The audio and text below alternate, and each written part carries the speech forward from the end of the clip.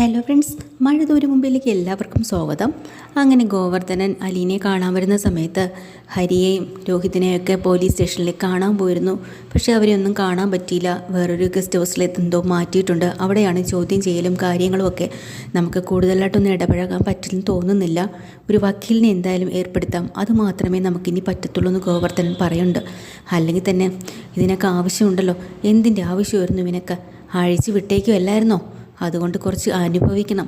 പോലീസുകാർ നല്ലപോലെ തല്ലത്തില്ലേ? തല്ല് കൊള്ളട്ടെ. തെറ്റ് ചെയ്താൽ പിന്നെ തല്ല് കൊള്ളണ്ടേ? അങ്ങനെയല്ലേ കാട്ടിക്കൂട്ടിയിരിക്കുന്നത്. കിട്ടണം. അയ്യോ, ഇനിയിപ്പോൾ ജാമ്യം കിട്ടുമോ അത് തന്നെ അറിയത്തില്ല, ഒന്നും അറിയില്ല. ഇനിയിപ്പോൾ 15 ദിവസത്തെ റിമാൻഡും കാര്യങ്ങളും ഒക്കെ ആകുമ്പോൾ ശരിക്കും കിട്ടിക്കോളും. അയ്യോ അങ്കിളെ, ഇതൊന്നും പോയി അച്ഛനോട് പറഞ്ഞേക്കരുതേ. അച്ഛൻ ഇതൊക്കെ കേട്ടാൽ വിഷമിക്കും. ഒന്നാതെ മനസ്സ് തകർന്ന് അവിടെ കിടക്കുന്നത്. ഞാൻ പറഞ്ഞാലും പറഞ്ഞില്ലെങ്കിലും അറിയേണ്ടവർ അറിയും അലീന. നാളെ രാവിലത്തെ പത്രത്തിലെല്ലാം വിശദീകരിച്ച് കാണും. പിന്നെ കൊല്ലപ്പള്ളിയിലെ ഹരി, നെടുമ്പുരക്കൽ ബാലചന്ദ്രൻ്റെ മേനോൻ, ഇവിടെ രോഹിത് എന്നൊക്കെ പേര് വലിയ ഹെഡിങ്ങിൽ പത്രത്തിൽ വരും.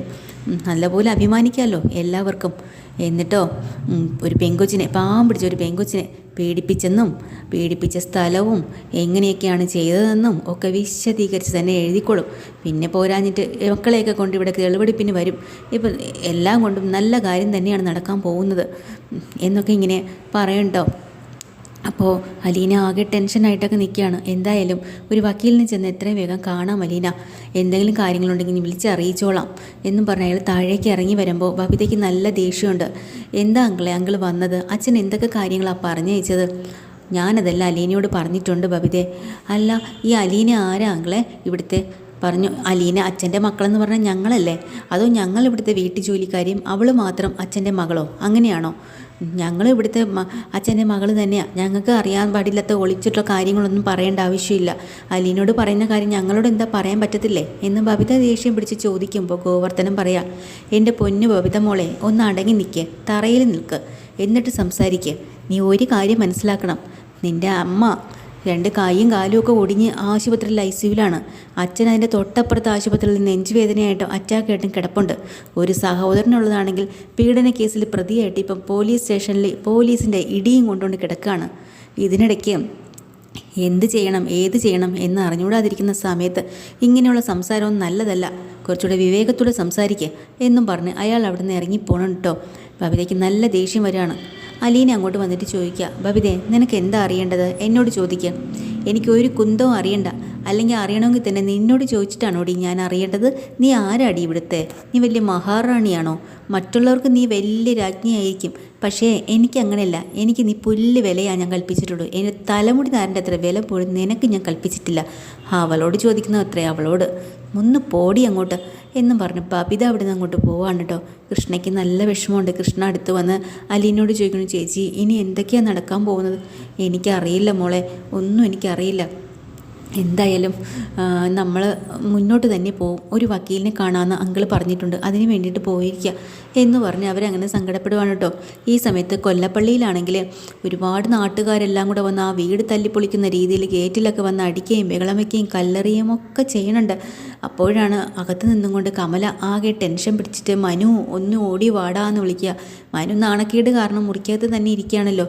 കമല ചെന്ന് വിളിച്ചിറക്കിക്കൊണ്ട് വന്നിട്ട് കാര്യം പറയാണ്. അമ്മ ഇതൊക്കെ അനുഭവിക്കണം. അമ്മ കണ്ടോ കേട്ടോ, അല്ലാതെ എന്ത് ചെയ്യാൻ? നാട്ടുകാർ ഇതല്ല ഇതിനപ്പുറം ഇനി ചെയ്യും. അങ്ങനെ അമ്മയും വിളിച്ചുകൊണ്ട് നേരിട്ട് ടെറസിൻ്റെ മേളിലേക്ക് ചെന്ന് നോക്കുകയാണ്. നോക്കുമ്പോൾ ഗേറ്റിൻ്റെ ഫ്രണ്ടിലെല്ലാം നിറച്ചും ആളുകളാണ്.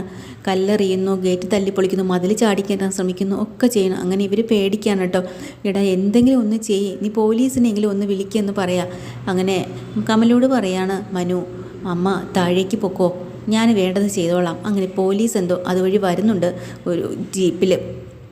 അപ്പോഴാണ് ഇവന്മാരവിടെ നിൽക്കുന്നത് കേട്ടോ. പോലീസിനെ കാണുമ്പോൾ ഇവന്മാർ ഓടുക, എല്ലാത്തിനും ഓടിച്ചു വിടുന്നുണ്ട്. അപ്പോൾ പോലീസുകാരന്മാരകത്തിരുന്ന് പറയുന്നത് ഇവന്മാരൊക്കെ സദാചാര പോലീസ് എന്ന് പറഞ്ഞ് കുറേമാരും കൊണ്ട് നടപ്പുണ്ട്. ഒരു ആത്മാർത്ഥതയോടുകൂടിയൊന്നുമല്ല ഇതൊന്നും ചെയ്യുന്നത്. അതൊന്നും അല്ല സാറേ, അവനൊക്കെ കിട്ടിയില്ലല്ലോ, മറ്റുള്ളവർക്ക് കിട്ടി, അവന് കിട്ടാതെ പോയി, അതിൻ്റെ അസൂയ കൊണ്ടാണ് ഈ കാണിക്കുന്നതൊക്കെ എന്നൊക്കെ അവർ തമ്മിൽ അങ്ങനെ പറയാം കേട്ടോ. അങ്ങനെ നമ്മുടെ കമല ഒന്ന് സമാധാനപ്പെടുവാണ് എല്ലാവരും ഓടിപ്പോയതുകൊണ്ട്. എന്നിട്ട് മനുവിനോട് പറയാം, മനു ഒന്ന് നീ ഹരിയെ ജാമ്യത്തിൽ ഇറക്കാനുള്ള കാര്യങ്ങൾ നമ്മൾ അന്വേഷിക്കണ്ടേ?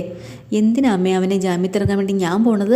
അമ്മയല്ലേ അവനെല്ലാം വളം വെച്ച് കൊടുത്തെല്ലാം ഇത്രത്തോളം ആക്കിയത്. എന്നിട്ടിപ്പോൾ അമ്മ എന്തിനാ അവന് വേണ്ടിയിട്ട് ഇങ്ങനെ കിടന്നത്? അപ്പോൾ അമ്മ എല്ലാം ചെയ്തോ, അല്ലാതെ എനിക്കെങ്ങും പറ്റത്തില്ല. എത്ര തവണ പറഞ്ഞു, എന്നിട്ട് അമ്മ അനുസരിച്ചോ? അമ്മയല്ലേ എല്ലാത്തിനും അവനെ സൗകര്യപ്പെടുത്തി കൊടുക്കുന്നത്. എടാ അങ്ങനെ പറയാൻ പറ്റുമോ? നിൻ്റെ കൂടപ്പുറപ്പ് തന്നെയല്ലേ. അച്ഛനെയാണെങ്കിൽ വിളിച്ചിട്ടൊന്നും കിട്ടുന്നില്ല. നീ ഏതെങ്കിലും ഒരു വക്കീലിനൊന്ന് ഏർപ്പെടുത്ത്, അല്ലെങ്കിൽ ഹരിയെ എല്ലാവരും കൂടി ഇടിച്ച് കൊല്ലും. അടിക്കാതിരിക്കാനെങ്കിലും എന്തെങ്കിലും കൈക്കൂലിയോ എന്തെങ്കിലും കൊടുത്ത് നീ ഒന്ന് എന്തെങ്കിലും ചെയ്യടാ മനു.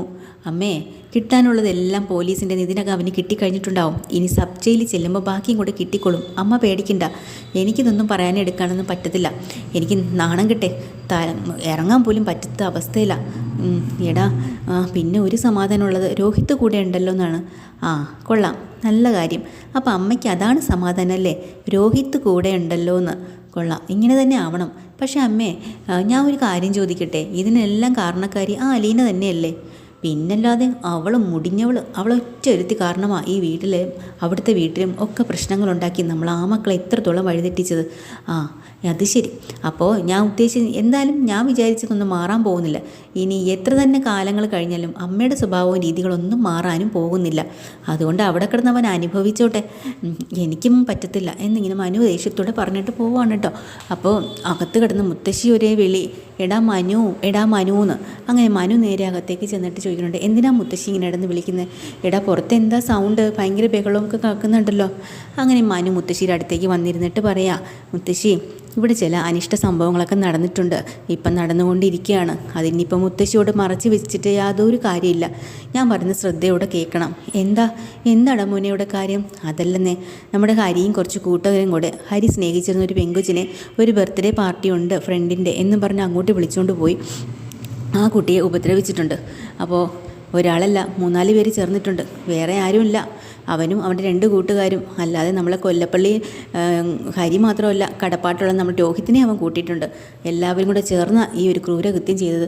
അയ്യോ, എന്തൊക്കെയാടാ മോനെ ഞാനീ കേൾക്കുന്നത്? ഇനിയിപ്പോൾ എന്താ ചെയ്യാം? എന്ത് ചെയ്യാം? പീഡന കേസിൽ അവന്മാരെല്ലാവരും പോലീസ് അറസ്റ്റ് ചെയ്തുകൊണ്ട് പോയിട്ടുണ്ട്. ഇനി ചോദ്യം ചെയ്യാനും കാര്യത്തിനൊക്കെ ഇങ്ങോട്ടൊക്കെ വരും. പോരാഞ്ഞിട്ട് ഇപ്പോൾ നാട്ടുകാരങ്ങോട്ട് ഇറങ്ങിയിട്ടുണ്ട്. അവരാ ഇപ്പം ഗേറ്റിൻ്റെ ഇവിടെ വന്ന് ഈ തല്ലിപ്പൊളിയെല്ലാം കാണിച്ചിട്ട് പോയത്. നമുക്കിനി മുറ്റത്തേക്ക് ഇറങ്ങി നടക്കാൻ തന്നെ പറ്റുമെന്ന് പേടിയാ. എത്ര ദിവസം കഴിയണം ഇതൊക്കെ ഒന്ന് അടങ്ങാനായിട്ടും? ദൈവമേ, എന്തൊക്കെയാടാ നമ്മളെ കുടുംബത്തിന് പോലും നാണക്കേടുണ്ടാക്കി വെച്ചല്ലോ. അതെ, മുൻജന്മ സുഹൃതമെന്ന് പറയാം മുത്തശ്ശി. പണ്ട് നമ്മളെ ഓരോരുത്തരും ഓരോന്ന് ചെയ്യുന്നതിൻ്റെ ഫലം, കർമ്മഫലം നമ്മുടെ അടുത്ത തലമുറയ്ക്ക് കിട്ടും. അതല്ലെങ്കിൽ കാലങ്ങൾ കഴിഞ്ഞാലും അതിൻ്റെ ഫലം ആ തലമുറയ്ക്ക് കിട്ടിയിരിക്കും. അതുപോലെ ഏതൊരു ആക്ഷനും അതിന് ഒരു റിയാക്ഷൻ ഉണ്ടെന്ന് പറയില്ലേ, അതുപോലെ തന്നെ നമ്മൾ എന്തെങ്കിലും ദുഷ്പ്രവൃത്തികൾ മുന്നിൽ ചെയ്തിട്ടുണ്ടോ, അതുകൊണ്ട് അതിന് പകരമായിട്ട് ദൈവം നമുക്ക് തരും. അതിങ്ങനെയൊക്കെ ആയിരിക്കും എന്ന് മനു പറയണം കേട്ടോ. അയ്യോ, ഇനിയിപ്പോൾ എന്താ ചെയ്യാം?